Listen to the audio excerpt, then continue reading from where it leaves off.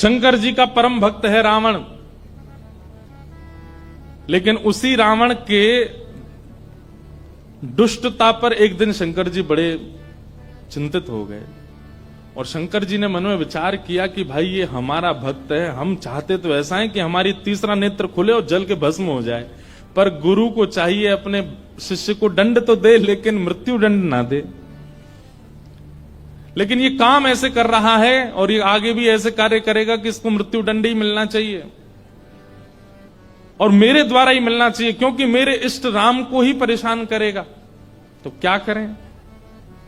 तो शंकर जी का संकल्प हुआ कि इसके वध में कारण मैं बनूं। तब शंकर जी के मन में आया कि हम 11वें रुद्र श्री हनुमान के रूप में जाएंगे और हम ही कारणभूत बनेंगे इसके वध का, और एक पंथ दो काज होंगे, रावण का वध भी हो जाएगा और मेरे इष्ट श्री राम जी की मैं भक्ति भी करूंगा, सेवा भी करूंगा, उनसे प्रेम भी करूंगा। अभी तो मैं शिव स्वरूप में हूं, मुझे ईश्वर तत्व माना जाता है और मैं ईश्वर तत्व हूं भी। इस कारण से कई बार ऐसा होता है बंधुओं कि अगर शिव जी को राम जी का भक्त बता दो, शैव बड़े नाराज हो जाते हैं, हमारे शंकर जी बड़े हैं, आप उनको राम भक्त क्यों कह रहे हो। कई बार शंकर जी को कृष्ण भक्त बता दो तो शैव लोगों को बड़ी क्रोध आता है, बोले हमारे महादेव कोई कृष्ण के भक्त हैं। लेकिन वास्तवता यही है भैया, आप मानो चाहे मत मानो। आप मंदिर में जाकर के ओम नमः शिवाय कहते हैं महादेव के आगे, उनको प्रसन्नता होती होगी, लेकिन आप मंदिर में जाकर के राम राम राम राम कहते हैं तो महादेव अत्यंत प्रसन्न हो जाते हैं।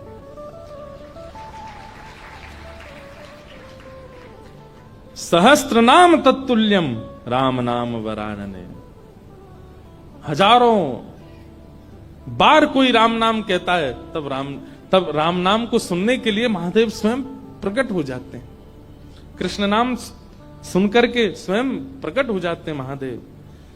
तो महादेव ने विचार किया कि मेरे इष्ट की सेवा भी हो जाए और ये दुष्ट रावण का वध भी कारण मैं बनूं। तब महादेव ने विचार किया और ऋषियों से कहा कि भाई ऐसा हमारा मन का विचार है कि हमारा ही तत्व जावे पृथ्वी पर और राम जी की सहायता करे रावण वध में, और राम जी की सेवा आराधना भी कर ले। तब ऋषियों ने कहा महाराज इस धराधाम पर पृथ्वी पर आपके तेज को धारण करने की सामर्थ्य किसी स्त्री में नहीं है, कौन धारण करेगा। तब ब्रह्म लोक की एक अप्सरा थी, उनका नाम था कुंजस्थला। उन्होंने एक ऋषि का उपहास किया, बहुत ध्यान से सुनिएगा, और उस उपहास के कारण ऋषि ने उनको शाप दे दिया कि तुम बानरी हो जाओ। इतनी जोर से हंस रही हो संतों के ऊपर। एक बात बता दें आपको, जो संत ऋषि महंत भक्त वक्ता वैष्णवों के ऊपर या उनकी भक्ति के ऊपर हंसी करते हैं, उनको ही बानर बनना पड़ता है अगले जन्म में। इसलिए कभी किसी भक्त की हंसी मत करना। तो कुंजस्थला को शाप दे दिया, बोले जाओ तुम बानरी बन जाओ। लेकिन क्रोधापि देवेन वरेण तुल्यम, बड़े लोगों का क्रोध वरदान के समान होता है। वो क्रोध में श्राप तो होता है पर उसमें वरदान भी होता है। कुंजस्थला अंजनी मैया के रूप में पृथ्वी पर प्रकट हुए और आपका विवाह बानर राज केसरी जी के साथ में हुआ। पर केसरी जी को भी शाप लगा हुआ था, ऋषियों ने श्राप दे रखा था कि आपकी कोई संतान नहीं होगी। कैसे संभव हो। और तभी महादेव ने मन बनाया कि भाई हमारा अंश स्वरूप पृथ्वी पर आवे। तो महादेव की नित्य आराधना करती थी अंजनी मैया। ऋषियों ने अंजनी मैया को चुना, बोले यही हैं जो महादेव के तेज को, महादेव के बल को, महादेव के जो आत्म तत्व है उसको भीतर स्वीकार कर सके। इनका तप अद्भुत है। और क्यों ना हो, विवाह के उपरांत भी ब्रह्मचारिणी थी अंजनी मैया। बहुत ध्यान से सुनिएगा। एक दिन पर्वत पर बैठ करके अंजनी मैया महादेव की उपासना कर रही थी, तभी उनको स्पर्श का अनुभव हुआ। तुरंत अंजनी मैया ने नेत्र खोल करके कहा, मैं शाप दे दूंगी, कौन है, मेरा स्पर्श करने की हिम्मत किसने की? तभी पवन देव प्रकट हो गए और पवन देव ने कहा कि मां मुझे क्षमा करें, पर मेरा स्पर्श का अधिकार सबको है, मैं सबको स्पर्श कर सकता हूं, मेरा स्पर्श अपवित्र नहीं होता। इस पृथ्वी पर चींटी से लेकर के हाथी तक कोई भी नहीं है जो मेरे स्पर्श से वंचित रहता हो, इसलिए आप बिल्कुल मुझे शापित मत कीजिए, मेरा स्पर्श करने का अधिकार तो सबको है। अंजनी मैया बोली, तो फिर मेरा विशेष स्पर्श क्यों किया आपने? तब उन्होंने पूरी बात बताई। बोले कि मां, महादेव की इच्छा है कि उनका तत्व प्रकट हो। मोहिनी रूप को देख करके महादेव इतने प्रसन्न हो गए कि प्रेमाश्रु के साथ उनका समस्त बल पृथ्वी पर झरने लगा, जिसके रूप में पृथ्वी पर विविध रत्न प्रकट हो गए, हीरे, सोने, चांदी, ये सब महादेव के प्रेमाश्रु से प्रकट हुए हैं। और उन्हीं प्रेमाश्रुओं को कई ऋषियों ने अपने अपने प्रेम पुटों में धारण किया। उन्हीं में से एक बिंदु मुझे प्राप्त हुआ और मुझे ऋषियों की आज्ञा हुई कि मैं आपके अंदर उसको व्यवस्थित कर दूं, ताकि महादेव का जो 11वां रुद्र स्वरूप है वो आपसे प्रकट हो। इसलिए मैंने आपके स्पर्श करके आपके करणपुट से महादेव का वह योग बल आपके भीतर व्यवस्थित किया है। अब आप जल्दी ही एक दिव्य भक्त, दिव्य बलवंत और दिव्य श्रेष्ठ बालक को जन्म देंगे। कितने पिताजी हनुमान जी के? पवन पुत्र, शंकर सुवन और केसरी नंदन। पवन देव के वे पुत्र हैं। हनुमान जी के शंकर, अब यहां पर ऋषियों का, संतों का शंकर स्वयं केसरी नंदन, शंकर स्वयं ही आए हैं। और शंकर सुवन यानी कि उनके पुत्र हैं। किसी का भाव ऐसा भी है कि भाई स्वयं शंकर जी के पुत्र कैसे हो सकते हैं, स्वयं शंकर जी आए तो इसलिए शंकर स्वयं केसरी नंदन। अब जो भी बात हो, इसका विवाद तो बड़े लोग ही करते रहे, हम तो बालक हैं, हम तो जैसा मिले गाते रहेंगे, आनंद करें सब। 3 पिताजी हैं।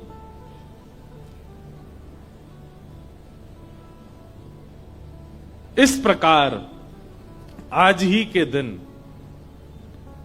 अंजनी मैया ने, अंजनी मैया के दिव्य कोख से दिव्य तेज प्रकट हुआ और पृथ्वी पर प्रकट हुए इस पृथ्वी के रक्षक, भक्तों के रक्षक, दानवों का दलन करने वाले प्रभु श्री राम के अनन्य भक्त पवन पुत्र श्री हनुमान जी महाराज की जय हो, जय हो, जय हो। श्री हनुमान जी का प्रादुर्भाव हुआ, तीनों लोकों में डुमडुमियां बजने लगी, देवता सब आनंदित हो गए, सब सुरक्षित अनुभव करने लगे। क्यों? बोले अब हमारी रक्षा करने वाले आ गए। श्री हनुमान जी महाराज का प्रादुर्भाव हुआ। देवताओं ने आकर के सबने उनको बल प्रदान किया। किसी ने बल प्रदान किया, किसी ने गदा प्रदान की, किसी ने बुद्धि प्रदान की, किसी ने मेधावी। इस प्रकार से सब देवताओं ने आकर के हनुमान जी महाराज को दिव्य दिव्य तेज प्रदान किया।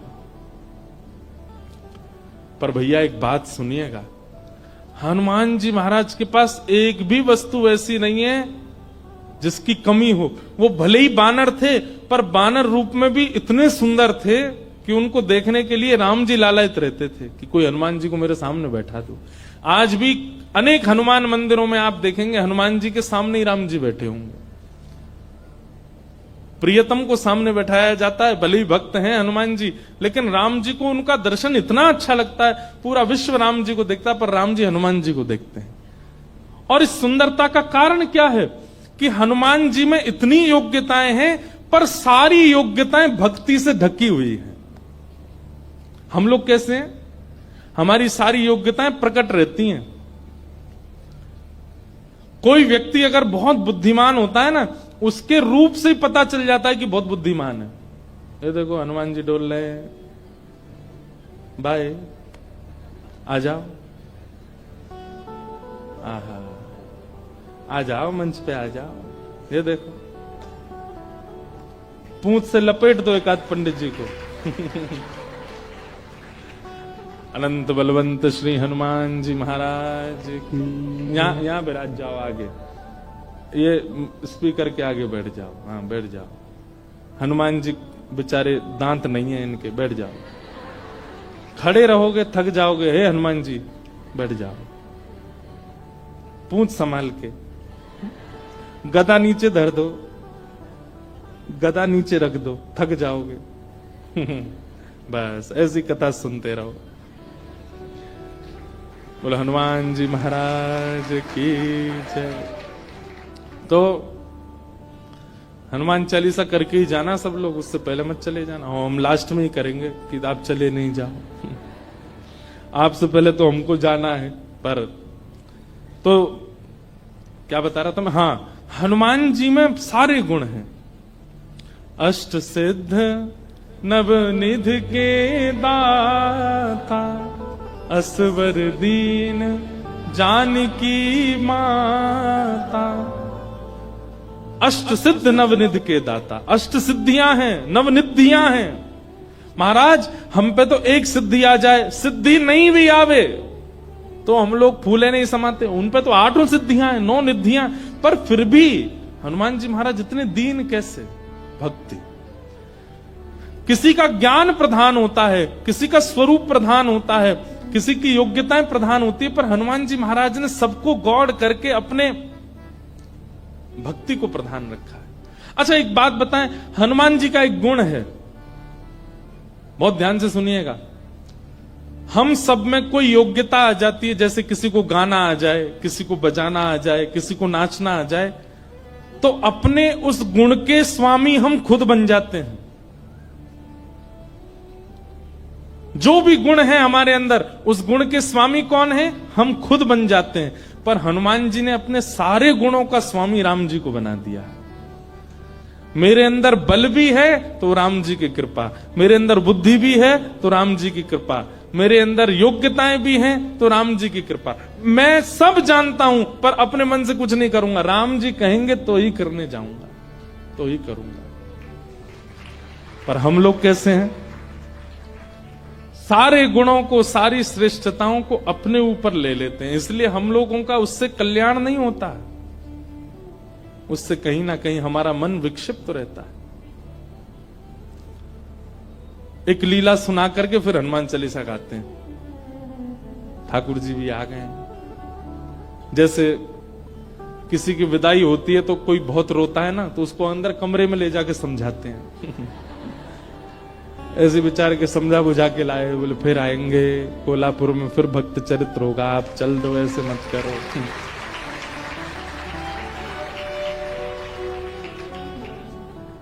विरह बहुत ज्यादा है भैया, ने ऐसे लिटा के बैठे हो, इन्हें बोल दो कहीं फिर से कूद पड़े ऊपर से। तो एक लीला सुनिए, सब लोग इधर देखो, उसके बाद हम कथा विश्राम करेंगे। हनुमान जी लौट रहे थे लंका से, पुष्पक विमान में राम जी के साथ बैठे थे। तो राम जी जगह जगह दिखाते जा रहे थे जानकी जी को। पता है आपको, यहां पे हमने ऐसा किया था, यहां पे हमारी बली को हमने, बाली को हमने बाण मारा था, इधर बैठ करके हम सब बानरों के साथ में हमने मीटिंग करी थी, यहां पर ये हुआ था। सारे स्थान दिखाते हुए जा रहे थे राम जी। तभी एक स्थान आया, उसको देख करके हनुमान जी के नेत्र सजल हो गए। राम जी बोले, हनुमान जी आप क्यों रो रहे हैं? हनुमान जी बोले, अब जो नीचे स्थान है ना, ये मेरी जन्मभूमि है, यहां मेरा जन्म हुआ है, और मैं अपनी मैया अंजनी मैया से बहुत वर्षों से मिला नहीं हूं। मुझे सीता जी में ही अपनी मां दिखती हैं, पर क्योंकि जन्म स्थान के ऊपर से जा रहे हैं तो मुझे याद आ गई मां की। राम जी बोले, इसी वक्त यहीं पर ही विमान रोको, नीचे चलो, तुम अपनी मां से। नहीं नहीं भगवान, लेट हो जाएंगे। बोले नहीं, कोई देरी नहीं, हम भी मिलेंगे, हमारे हनुमान जी की माता जी का हम भी दर्शन करेंगे। हनुमान जी बोले, आप मिलेंगे मैया से? बोले हाँ मिलेंगे, चलो। और महाराज, अब कई लोग तो अलग अलग स्थान बताते हैं, पर एक प्रकार से श्री हनुमान जी महाराज महाराष्ट्र में जन्मे, नासिक के पास में श्री हनुमान जन्म स्थान है, ऐसा माना जाता है। सब लोग अलग अलग स्थान मानते हैं, पर हम नासिक में गत वर्ष 1 महीना थे तो वहां हमको वहीं बताया गया कि यहीं पर ही श्री हनुमान जी महाराज का जन्म हुआ। दंडक वन, दंडकारन वन। और लगता भी है वहां स्थान पर, ऐसा प्रतीत भी होता है कि हनुमान जी यहीं जन्मे होंगे। तो वहां पहुंचे और सीता जी, राम जी, सब लोग गए तो देखा एक पर्वत के ऊपर नेत्र बंद करके बैठी अंजनी मैया। नेत्र खोल करके जैसे ही देखा तो सामने राम जी, जानकी जी, लक्ष्मण जी, सब वानरों की सेना और श्री हनुमान जी महाराज आ रहे हैं। अंजनी मैया के नेत्र सजल हो गए, दंडवत प्रणाम किया, बोले वाह, ऐसा पुत्र पूरे विश्व की मैयाओं को मिले जो साक्षात भगवान को लेकर के आवे। हनुमान जी को हृदय से लगा करके मैया बड़ी प्रसन्न हो गई। अरे मेरे लाल, अरे मेरे सुत, खूब पुचकारने लगी। वो प्रेम देख करके सबके नेत्र सजल हो गए। कितना प्रेम कर, हनुमान जी इतने बलवान हैं लेकिन मैया को देख करके बालवत हो गए, छोटे से लाला बन गए। जैसे एक लाला अपनी माँ के वक्ष पर ऐसे सिर रगड़ता है और माँ के गोद में बैठ जाता है, माँ के ऊपर चढ़ जाता है, ऐसे हनुमान जी चढ़ गए अपनी मैया के ऊपर। और ये श्री अंजनी मैया एक बालवत जैसे लाला को प्रेम करती हैं, ऐसे हनुमान जी को हृदय से लगा के खूब पुचकार रही हैं। हनुमान जी के नेत्र सजल हो गए, राम जी के नेत्र सजल हो गए देख करके अंजनी मैया के इस प्रेम को। अब मैया बोली, लाला चल अब उतरो, देखो ठाकुर जी आए, कुछ सामग्री बनाऊं, कुछ पधराऊं इनको। सामग्री सिद्ध की अंजनी मैया ने, राम जी को अपने हाथ से भोजन पवाया। हनुमान जी आज इतने प्रसन्न हैं कि मेरी जन्मभूमि पर राम जी आए हैं। देखो हनुमान जी का एक गुण देखा आपने, हनुमान जी ने जिद नहीं की राम जी से कि मेरे घर चलो, राम जी खुद गए। यही होना चाहिए एक भक्त का स्वरूप, अपने गुरु से, अपने आचार्य की, उनकी इच्छा है जहां वहां चलो, अपनी इच्छा से नहीं। अंजनी मैया ने प्रसाद आदि के बाद पूछा, कैसा रहा आपकी लंका में जो युद्ध, उसकी चर्चा तो बहुत सुनी, पर आप लोग खुद अपने मुख से बताइए कि वहां कैसा क्या रहा। हनुमान जी महाराज बोले, मैं बताऊंगा, पूरे लंका कांड तो मैं ही सुनाऊंगा। सुंदर कांड से सुनाना शुरू किया हनुमान जी ने। बोले ऐसे ऐसे भगवान ने कहा पता करके आओ, और मैया मैं उड़ करके गया और जाकर के मैंने वहां पर फिर लंका जला दी, सीता जी से मिल के आए, फिर हम वापस आए, राम जी से आकर के हमने निवेदन किया, पूरी बानर सेना लेके फिर हमने सेतु बनाया, सेतु बना करके वहां गए, वहां पर लक्ष्मण भैया को शक्ति लग गई तो फिर मैं हिमालय पर जाके पर्वत लेके आया, अंजनी संजीवनी बूटी दी गई, आदि आदि पूरी कथा सुनाने लगे। सब तो प्रसन्न, लेकिन अंजनी मैया बिल्कुल प्रसन्न नहीं थी। सीता जी ने कहा, मां, श्री हनुमान जी के इस ऐश्वर्य को सुनकर के आपको प्रसन्नता नहीं हुई? अंजनी मैया बोली, मुझे बिल्कुल प्रसन्नता नहीं है, बल्कि मुझे तो संशय हो रहा है हनुमान के ऊपर। बोले क्यों? बोले हनुमान के होते हुए भी राम जी को इतना परिश्रम क्यों करना पड़ा? ये मेरा पुत्र हनुमान है, इसकी परवरिश ऐसी हुई है, इसका लालन पालन ऐसा हुआ है कि ये अकेला चाहे तो अपने एक बाम पाद प्रहार से पूरी लंका को रसातल में भेज सकता था। इसके रहते हुए सेतु बनाना पड़ा, लक्ष्मण भैया को शक्ति लगी, वैद्य बुलाने पड़े, इतने दिन तक युद्ध होता रहा, अहि रावण की यहां ठाकुर जी को जाकर के रहना पड़ा, और ना जाने क्या क्या। ये सब सुनकर के मेरा मन बहुत विचलित हो रहा है। मुझे लग रहा है कि हनुमान तुम्हारे रहते हुए राम जी को इतना श्रम करना क्यों पड़ा? अरे तुम्हारे लिए तो बाएं हाथ का खेल है, तुम जाकर के पूरी लंका का नष्ट करके रावण को रसातल में फेंक करके सीता जी को कंधे पे बैठा करके ले आते। तुम इतना श्रम करने की आवश्यकता ही नहीं थी, करना क्यों पड़ा? तो ये बात सुनकर के और तो किसी के मन में नहीं, पर लक्ष्मण जी के मन में थोड़ा सा आया कि मैया को कुछ ज्यादा ही बल का मान है कि बहुत ज्यादा बलवान है। अरे ठीक है, हनुमान जी हो गई लीला पूरी, अब इतना क्रोध क्यों कर रही है बेचारी उन पे? अंजनी मैया समझ गई, लक्ष्मण जी अभी समझ नहीं रहे कि मैं क्या कहना चाह रही हूं। तभी अंजनी मैया एक दूर पर्वत पर गई और वहां पर्वत पर जाकर के हनुमान जी को टकटकी लगा के देखने लगी। तो हनुमान जी को देखते देखते अंजनी मैया के चित्त में वात्सल्य उमड़ा और वही वात्सल्य उनके पयोधर से दुग्ध बन करके बहने लगा। एक बूंद दुग्ध की पयोधर से निकल करके जैसे ही उस पर्वत खंड पर गिरी, पर्वत बीच से विदीर्ण हो गया, ज्वालामुखी प्रकट हो गई, काले काले बादल आकाश में छा गए, पृथ्वी डामाडोल हो गई। लक्ष्मण लाल जी बोले ये क्या था? अंजनी मैया बोली ये अंजनी के पयोधर के दुग्ध के एक बिंदु का ये असर है। जिस बिंदु को पृथ्वी और ये पर्वत नहीं सहन कर पाते, उस बिंदु, उस दुग्ध में पला बड़ा है हनुमान। उसको अपने गर्भ में धारण किया हनुमान ने। अंजनी के दूध को गर्भ में धारण करने की सामर्थ्य किसी की नहीं है। जीवन पर्यंत विवाहिता होते हुए भी, बालक होते हुए भी ब्रह्मचारिणी है अंजनी मैया। उनके दुग्ध को पिया है हनुमान ने, और उसके रहते हुए, इतना बलवंत होते हुए भी ये सब करना पड़ा। तब अंत में राम जी उठे, बोले मैया आप हनुमान जी के बल पर किसी को संशय नहीं है, किसी को शक नहीं है। पर हनुमान जी में एक गुण है क्या, कि वे अपने बल को अपना नहीं मानते, वो मेरा मानते। वे चाहे तो जाकर के रावण को मार सकते थे, लेकिन वहां भी चिंतन कर रहे थे राम की आज्ञा नहीं है मुझे। वे चाहते तो पूरी लंका को जला नहीं, रसातल में फेंक देते, उठा करके उखाड़ करके। हनुमान जी महाराज ने, एक कथा आती है कि रावण की सेना में चिरंजीवी सेना भी थी रावण की, मतलब उनको कोई मार ही नहीं सकता, उन्होंने अमृत पिया रखा था, वो मरेंगे ही नहीं। चाहे उनको सुदर्शन चक्र काट दे, चाहे उनको गदा से मार दिया जाए, उनकी मृत्यु नहीं हो सकती। जब वे अजर अमर योद्धा लड़ने के लिए हनुमान जी से आए, तो हनुमान जी बोले क्या करें, ये मरने वाले तो है नहीं।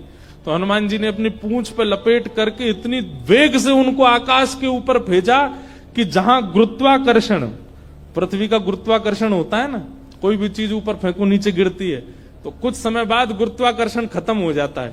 हनुमान जी ने उन सबरे चिरंजीवी योद्धाओं को अपनी पूंछ में लपेट करके इतनी जोर से ऊपर फेंका कि गुरुत्वाकर्षण की सीमा से ऊपर चले गए। आज तक आकाश में ही घूम रहे हैं वे लोग, लौट के नहीं आ पाए पृथ्वी पर।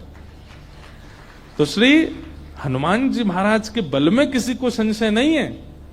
पर राम जी कहते हैं तब प्रताप रघुनाथ, वो अपने प्रत्येक बल को मेरा प्रताप मानते हैं। मेरी आज्ञा नहीं थी रावण को मारने की, मेरी आज्ञा नहीं थी लंका को रसातल में फेंकने की। अगर आज्ञा होती तो ये सब करने की आवश्यकता नहीं थी। अकेला हनुमान जाकर के सब क्रिया कर सकता था। लेकिन आप सौभाग्यशाली हैं मैया, आपका लाला इतना बलवंत, इतना बुद्धिवंत, इतना योग्य होते हुए भी मेरे अधीन रहता है, अपने योग्यता को नहीं मानता। तब अंजनी मैया प्रसन्न हुई, हनुमान जी को हृदय से लगाया। ऐसे श्री हनुमान जी महाराज हैं।